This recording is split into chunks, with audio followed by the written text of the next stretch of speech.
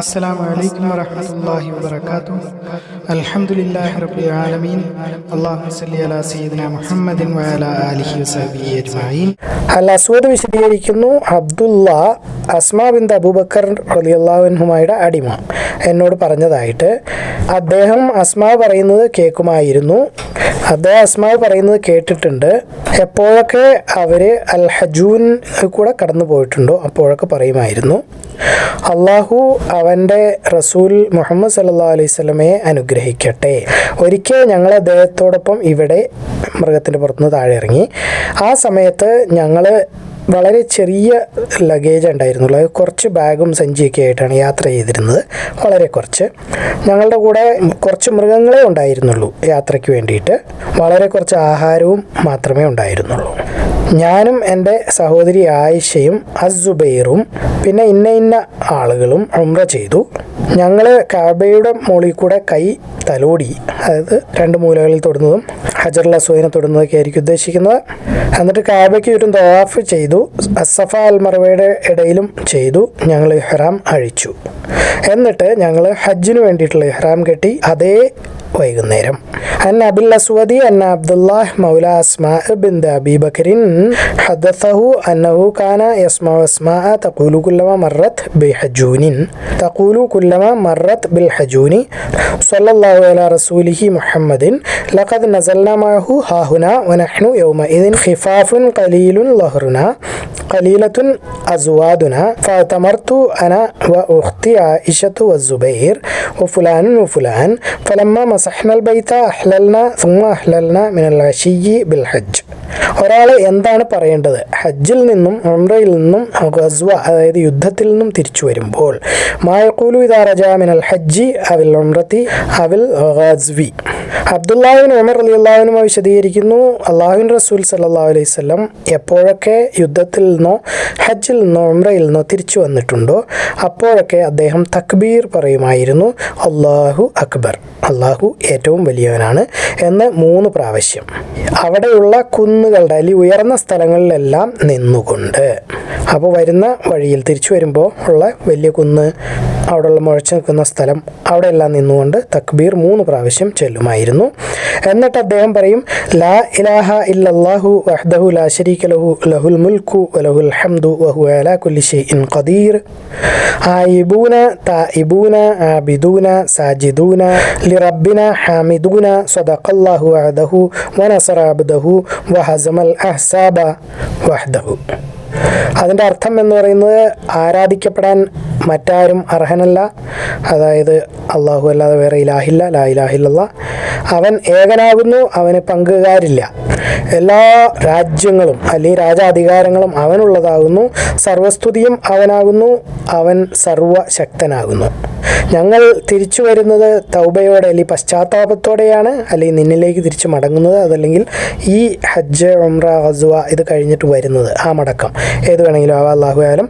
തൗബ അല്ലെങ്കിൽ പശ്ചാത്താപത്തോടെയാണ് ഞങ്ങൾ മടങ്ങുന്നത്. ആരാധനയോടെയാണ്, കീഴ്വണക്കത്തോടെയാണ്, അല്ലെങ്കിൽ സുജൂദ് ചെയ്തുകൊണ്ടാണ്, ഞങ്ങളുടെ രക്ഷിതാവിനെ സ്തുതിച്ചുകൊണ്ടും ആണ്. അവൻ, അതായത് അല്ലാഹു, അവൻ്റെ വാഗ്ദാനം സാധിച്ചു തന്നിരിക്കുന്നു, അല്ലെങ്കിൽ സംഭവിപ്പിച്ചിരിക്കുന്നു. അവൻ്റെ അടിമകളെ അവൻ വിജയികളാക്കിയിരിക്കുന്നു. അവൻ ഒറ്റയ്ക്കാണ് എല്ലാ അവിശ്വാസികളെയും തോൽപ്പിച്ചത്.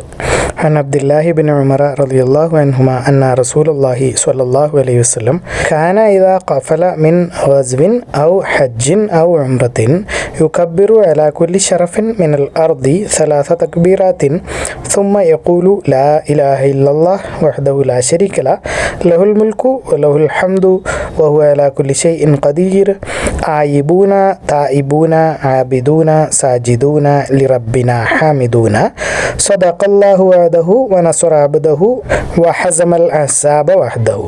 തിരിച്ച് വരുന്ന തീർത്ഥാടകർ അല്ലെങ്കിൽ ഹജ്ജ് ചെയ്തു വരുന്നവരെ സ്വീകരിക്കുന്നത് ഒരു മൃഗത്തിൻ്റെ പുറത്ത് 3 ആളുകൾ യാത്ര ചെയ്യുന്നത്. ഇസ്തിഖ്ബാലിൽ ഹാജി അൽ ഖാദിമീന വസ്സലാസത്തി അല ദാബ. ഇബ്നു അബ്ബാസ് റളിയല്ലാഹു അൻഹു വിശദീകരിക്കുന്നു, റസൂൽ സല്ലല്ലാഹു അലൈഹി വസല്ലം മക്കയിൽ എത്തിയപ്പോൾ കുറച്ച് ആൺകുട്ടികൾ ബനു അബ്ദുൽ മുത്തലിബിൻ്റെ ഗോത്രത്തിൽ നിന്നുള്ളവരാണ്. അവർ അദ്ദേഹത്തിനെ സ്വീകരിക്കാൻ പോയി. എന്നിട്ട് റസൂൽ സല്ലല്ലാഹു അലൈഹി വസല്ലം സന്തോഷം കൊണ്ട് ഒരു കുട്ടിയെ അദ്ദേഹത്തിൻ്റെ ഒട്ടകത്തിൻ്റെ മുമ്പിലും ഒരു കുട്ടിയെ പുറകിലും ഇരുത്തി. അപ്പം അങ്ങനെ 3 പേര്, റസൂലും 2 കുട്ടികളും. عن ابن عباس رضي الله عنهما قال لما قدم رسول الله صلى الله عليه وسلم مكة استقبله وعلمة بني عبد المطلب فحمل واحدا بين يديه وآخر خلفه. രാവിലെ എത്തുന്നത്, അതായത് ഹജ്ജോ ഉംറയോ കഴിഞ്ഞ് തിരിച്ചു വരുമ്പോൾ രാവിലെ സ്ഥലത്തേക്ക് തിരിച്ചു വരുന്ന അൽ ഖുദൂമി ബിൽ ഗദാത്തി. ഇബ്നു ഉമർ റളിയല്ലാഹു അൻഹുമ വിശദീകരിക്കുന്നു, അല്ലാഹുവിൻ്റെ റസൂൽ സല്ലല്ലാഹു അലൈഹി വസല്ലം മക്കയിലേക്ക് പോയപ്പോൾ അദ്ദേഹം നമസ്കരിക്കാറുണ്ടായിരുന്നു അഷ്ഷജറ മസ്ജിദിൽ. മദീനയിലേക്ക് തിരിച്ചു വന്നപ്പോൾ അദ്ദേഹം നമസ്കരിക്കാറുണ്ടായിരുന്നു ദുൽ ഹുലൈഫ താഴ്വരയുടെ നടുവിൽ. എന്നിട്ട് അവിടെ രാത്രി താമസിക്കുമായിരുന്നു, പകല് നേരം വെളുക്കുന്നത് വരെ. عن ابن عمر رضي الله عنهما أن رسول الله صلى الله عليه وسلم كان إذا خرج إلى مكة يصلي في مسجد الشجرة وإذا رجع صلى بذي الحليفة ببطن وادي وبات حتى يصبح. ഉച്ച കഴിഞ്ഞതിന് ശേഷം വീട്ടിലേക്ക് തിരിച്ചു ചെല്ലുന്നത്, അതായത് ഉച്ചയ്ക്ക് ശേഷമുള്ള സമയം, നട്ടുച്ച മുതൽ സൂര്യാസ്തമയം വരെയുള്ള സമയത്തിനെയാണ് ഉദ്ദേശിക്കുന്നത്. അദ്ദുഖൂലി ബിൽ അശിയ്യി.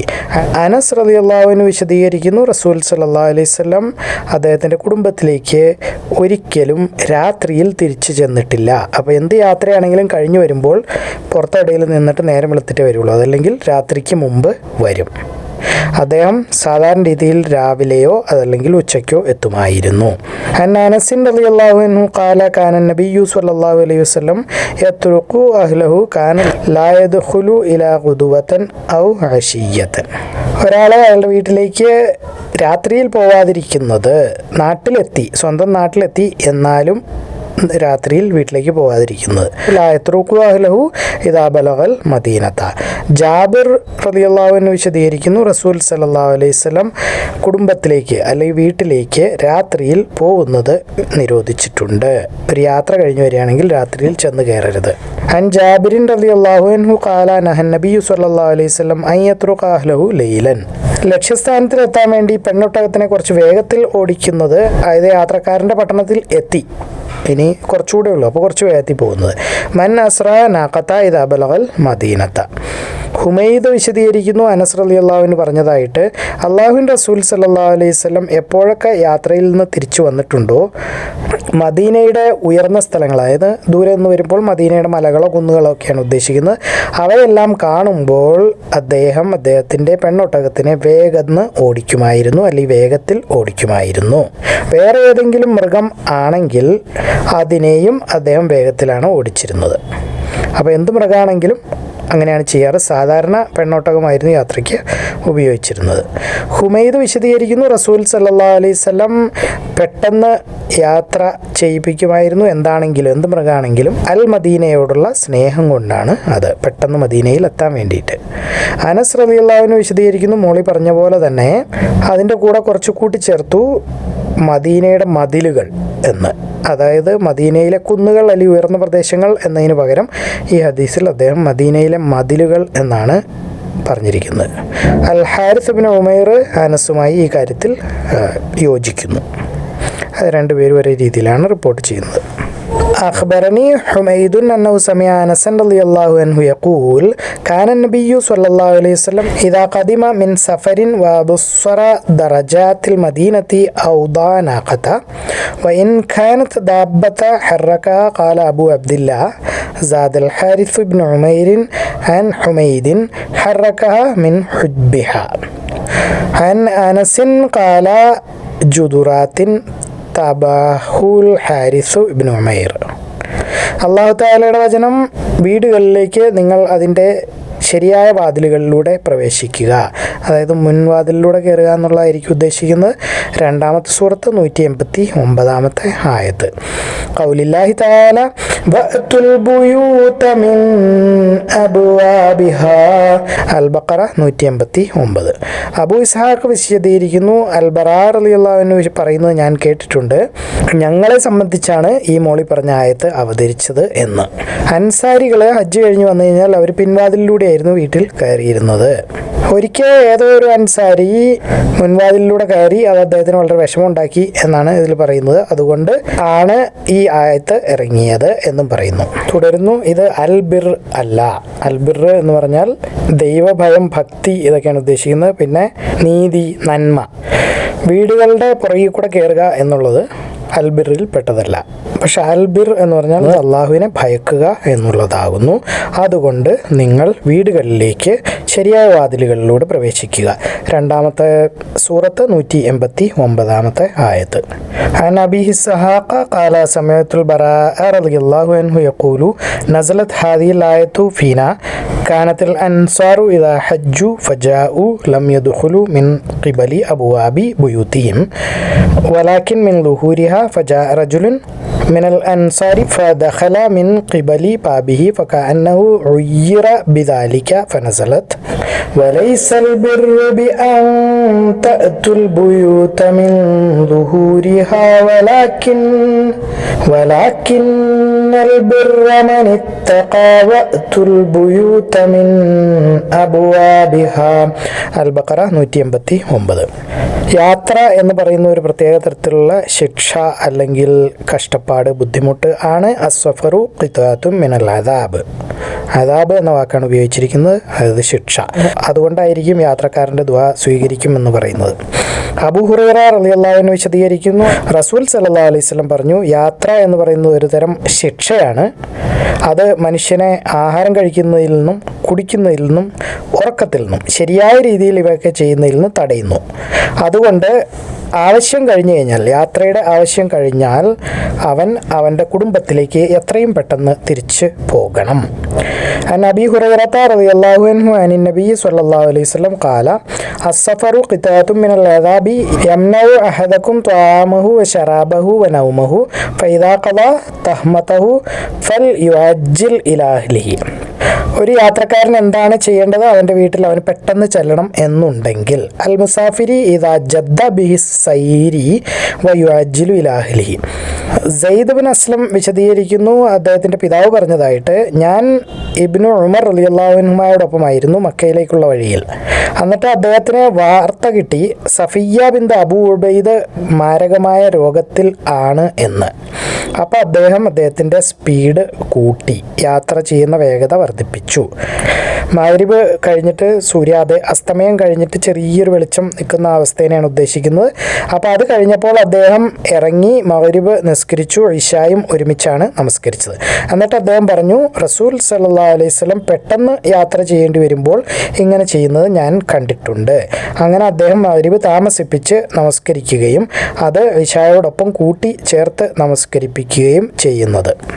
അഖ്ബറനി സയ്യിദ് ബിൻ അസ്ലം അൻ അബീഹി ഖാല കുൻതു മഅ അബ്ദുല്ലാഹി ഇബ്നു ഉമർ റളിയല്ലാഹു അൻഹുമാ ബിത്വരീഖി മക്കത ഫബലഗഹു അൻ സഫിയ്യത ബിൻതി അബി ഉബൈദിൻ ശിദ്ദതു വജഇൻ ഫഅസ്റ സൈറ ഹത്താ ഇദാ കാന ബഅദ ഉറൂബി الشفق نزل فصلى المغرب والعتمة جمع بينهما ثم قال إني رأيت النبي صلى الله عليه وسلم إذا جد به السير أخر المغرب وجمع بينهما. അൽഹംദുലില്ലാ, ഉംറ എന്ന കിതാബ് ഇതോടുകൂടി അവസാനിച്ചിരിക്കുന്നു. ഇതിൽ നമ്മൾ കണ്ടത് ഉംറ ചെയ്യുന്നത് നിർബന്ധമാണ് എന്നും അതിൻ്റെ മഹത്വവും കണ്ടു. ഹജ്ജിന് മുമ്പ് ഉംറ ചെയ്യാം. റസൂൽ എത്ര പ്രാവശ്യം ഉംറ ചെയ്തിട്ടുണ്ട്? 4 പ്രാവശ്യം എന്ന് നമ്മൾ കണ്ടു. റമളാൻ മാസത്തിൽ ഉംറ ചെയ്യുന്നതിൻ്റെ മഹത്വം, അതിൻ്റെ കൂലി ഹജ്ജിന് തുല്യമാണ് എന്ന് കണ്ടു. ഹസ്ബയുടെ രാത്രി, അതായത് മിനായിൽ നിന്ന് യാത്ര തിരിക്കുകയാണ്, ഹജ്ജ് കഴിഞ്ഞ് എല്ലാ പരിപാടിയും കഴിഞ്ഞ് പോകാൻ നിൽക്കുന്നു. അന്ന് രാത്രിയിൽ ഉംറ ചെയ്യുന്നത്, തന്നീമിൽ നിന്ന് വന്ന് ഉംറ ചെയ്തിട്ട് തിരിച്ചു പോകുന്നത്. ഹജ്ജ് കഴിഞ്ഞിട്ട് ഉംറ ചെയ്യുന്നത് അറവുമൃഗമില്ല. ഉംറയ്ക്കുള്ള കൂലി എന്ന് പറയുന്നത് ഓരോരുത്തരും കഷ്ടപ്പെടുന്നതനുസരിച്ചിട്ടാണ്. ഇപ്പം അന്റാർട്ടിക്കയിൽ നിന്നും അല്ലെങ്കിൽ എന്താ പറയുക അലാസ്ക അതുപോലെയുള്ള ലോകത്തിൻ്റെ ഒരറ്റത്തുനിന്ന് ആളുകൾ വന്ന് ഉംറ ചെയ്യുന്നത് അതൊരുപാട് കഷ്ടപ്പാടാണ്. നമ്മൾ ഇന്ത്യയിൽ നിന്ന് പോയി ഉംറ ചെയ്യുന്നതിന് കഷ്ടപ്പാടാണ്. മക്കയിൽ തന്നെയുള്ളൊരു താമസക്കാരൻ പോയി ഉംറ ചെയ്യുമ്പോൾ അയാൾക്ക് യാതൊരു കഷ്ടപ്പാടും ഇല്ല. അപ്പോൾ കഷ്ടപ്പാടിനനുസരിച്ചാണ് ഉംറയുടെ കൂലി. നമ്മളൊക്കെ ആ കാര്യത്തിൽ ഭാഗ്യവാന്മാരാണ്. ഉംറ കഴിഞ്ഞിട്ട് തവാഫ് ചെയ്തിട്ട് ഒരാൾ പോവുകയാണെങ്കിൽ ആ തവാഫ് തന്നെ തവാഫുൽ വദായിന് മതിയാകുമോ എന്നുള്ള കാര്യം നമ്മൾ കണ്ടു. അതായത് വിടവാങ്ങൽ തവാഫ്, മക്കയിൽ നമ്മൾ യാത്ര തിരിക്കുകയാണ്. ഹജ്ജിൻ്റെ ഉംറയുടെയും ആചാരങ്ങൾ അല്ലെങ്കിൽ അതിലുള്ള കർമ്മങ്ങളെല്ലാം ഒന്ന് തന്നെയാണ് എന്നും യാതൊരു വ്യത്യാസമില്ല എന്നും കണ്ടു. നെയ്യത്ത് മാത്രമേ വ്യത്യാസമുള്ളൂ. പിന്നെ ഹജ്ജ് എന്ന് പറയുന്ന ഹജ്ജ് മാസത്തിൽ ഹജ്ജ് സീസണിൽ മാത്രം ചെയ്യാം. ഉംറ ഏത് സമയവും ചെയ്യാം. ഉംറ കഴിഞ്ഞ ഒരാൾ എപ്പോഴാണ് ഇഹ്റാം അഴിക്കേണ്ടത് എന്നതിനെപ്പറ്റി നമ്മൾ വിശദമായിട്ട് കണ്ടു. ഹജ്ജ്, ഉംറയോ ഗസ്വ അതായത് യുദ്ധം കഴിഞ്ഞു വരുന്ന ആൾ എന്താണ് പറയേണ്ടത് എന്ന് നമ്മൾ കണ്ടു. ആ ഒരു വലിയ പ്രത്യേക ദുആയാണ്. തക്ബീറും ഉണ്ട്, വലിയൊരു ദുആയും ഉണ്ട്. തിരിച്ചു വരുന്ന ഹജ്ജാജികളെ അതല്ലെങ്കിൽ തീർത്ഥാടകരെ സ്വീകരിക്കുന്നത് അവരോടൊപ്പം അവരുടെ മൃഗത്തിൻ്റെ മുകളിൽ യാത്ര ചെയ്യുന്നു. ഇപ്പം നമ്മുടെ കാര്യത്തിലാണെങ്കിൽ കാറോ ബൈക്കിലോ അവരോടൊപ്പം യാത്ര ചെയ്യുന്നത്, അവരെ സ്വീകരിക്കാൻ വേണ്ടി കുറച്ച് വഴിയിൽ ചെന്ന് നിൽക്കുന്നു, എയർപോർട്ടിലൊക്കെ പോയി വിളിച്ചുകൊണ്ട് വരുന്നതൊക്കെ ആവാം. രാവിലെ എത്തുന്നത് രാത്രിയിൽ വീട്ടിലേക്ക് കയറാറില്ല. സിറ്റിയിലെത്തിയാലും പുറത്ത് താമസിച്ചിട്ട് രാവിലെയാണ് എത്താറുള്ളൂ. അല്ലെങ്കിൽ ഉച്ചയ്ക്ക് മുമ്പായിരുന്നു റസൂല് വീട്ടിൽ എത്തിയിരുന്നത്. ഉച്ചയ്ക്ക് ശേഷം അല്ലെങ്കിൽ രാത്രി അതിന് ശേഷം എത്താറുണ്ടായിരുന്നില്ല. ഒരു സിറ്റിയിൽ എത്തിക്കഴിഞ്ഞാൽ പെട്ടെന്ന് വീട്ടിലേക്ക് പോകാം, പക്ഷെ രാത്രി പോകരുത്. വീടിനടുത്തായി എന്ന് കഴിഞ്ഞാൽ പിന്നെ സ്പീഡ് കൂട്ടി യാത്ര ചെയ്യാം. പിന്നെ ഖുർആനിലുള്ള ഒരു ആയത്ത് വീട്ടിലേക്ക് എങ്ങനെ കയറണം, പുറകുവാതിലിലൂടെ കയറരുത്, മുൻവാതിലിലൂടെ മാത്രമേ കയറാവുള്ളൂ എന്ന് പറയുന്നത്.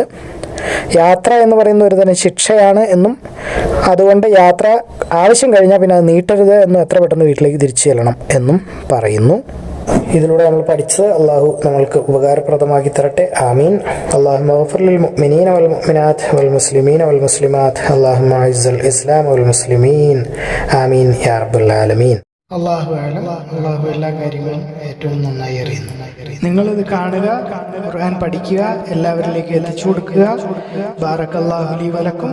അസ്സലാമു അലൈക്കും വറഹ്മത്തുള്ളാഹി വബറകാതുഹു.